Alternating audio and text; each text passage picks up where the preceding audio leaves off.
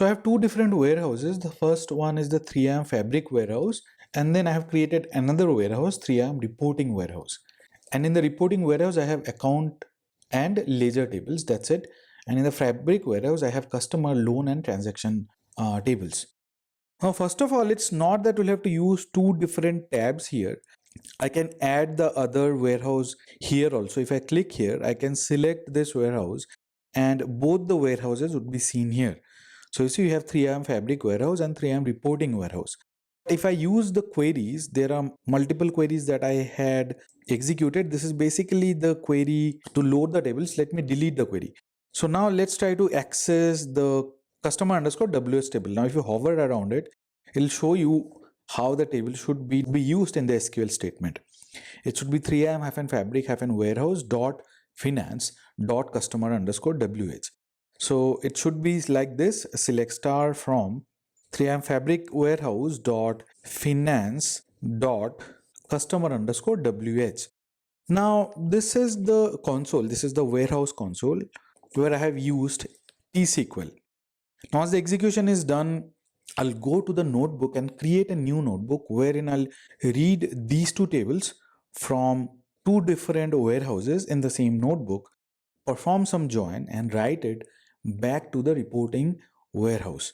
So this is the 3am reporting warehouse. Here I have only one schema, which is report, and only two tables, account and ledger. So I'll join the customer table in the other warehouse along with this one and then write it to the 3am reporting warehouse itself. Now to do that, let me go to the workspace and create a new item, which will be a notebook. This is going to be the name and the notebook has been created. So this is a PySpark notebook by default, and here if you want to add, you can add existing data sources, but it does not show you the data warehousing. It only shows you the data lake houses. So by default, you'll not be able to add the data warehouse items in the notebook if you are using PySpark notebook. But if you change it to T-SQL, then I can add both the warehouses. Now to do that, either you can use this add button, and I'll be adding the fabric warehouse and the fabric reporting warehouse, both the warehouses here.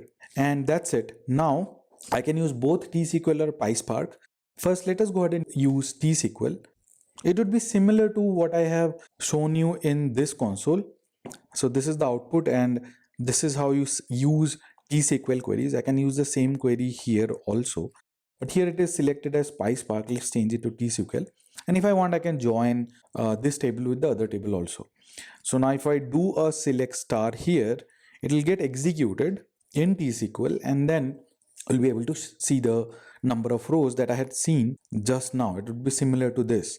So this is also T-SQL query execution console, similar to this. This is a notebook. It is a T-SQL notebook, not a console. But I'll come back to T-SQL later on.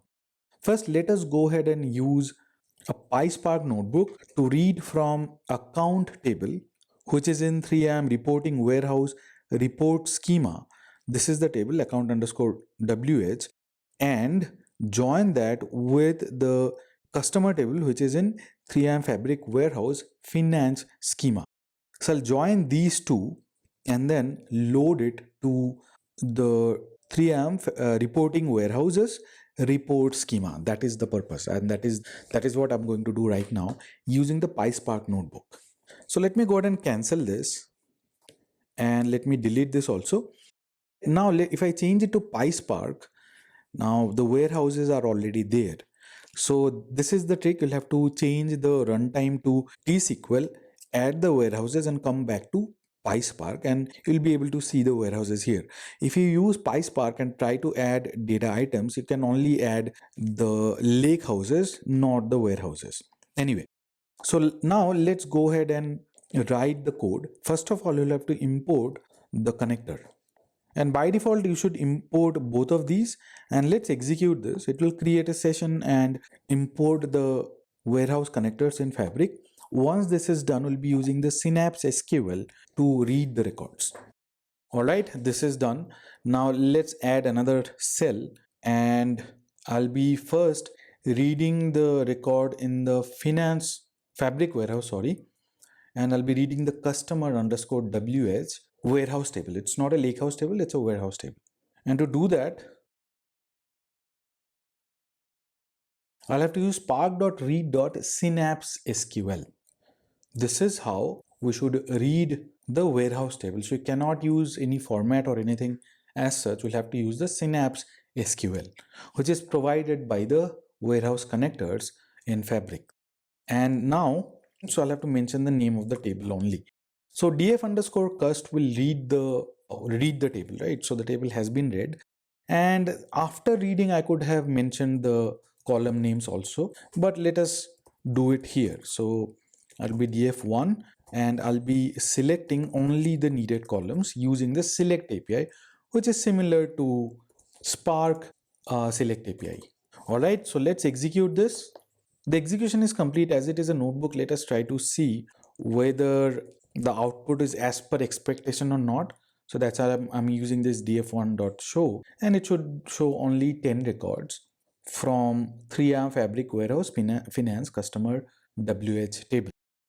Similarly, I'll be creating one more data frame which will read from the account warehouse table, which is there in 3am Reporting Warehouse. All right, I can see the output here. Now this time I'll be reading from 3am Reporting Warehouse, and inside of 3am Reporting Warehouse, the schema is report. So let's type the schema, and the name of the table is account underscore WH. And after this, I'll be using the select API. So I'm using chain transformation. Let me just put it in a different line. And I do not need all of it. I need the account ID, the customer ID, and the balance. That's it. These are the three columns that I need from the account table. Now this is from a different warehouse altogether. All right, so let's execute this. Got completed. Let's look at the output. Only 5 rows should be enough. All right, so here is the output. Now let us go ahead and join both these data frames. I'll name the new data frame as df underscore join. I think that should be okay. And I'll be joining df1 with df underscore acct. All right, now the join key would be df1 dot customer id equal to df account dot customer id. So this is the join condition, and of course it has to be an inner join. And then I can drop the column also, which is one of the customer ID. So let me remove ds account dot customer ID. So this is the data frame. It should perform some join, and let's look at the output also. All right, this is the output. So I think we are fine. Okay, so the column was not dropped. Sorry, I put it in single quotes. That should not be the case. Let's execute this again. All right, this is how the output should look like. And now I'll be writing this to the 3am Reporting Warehouse itself.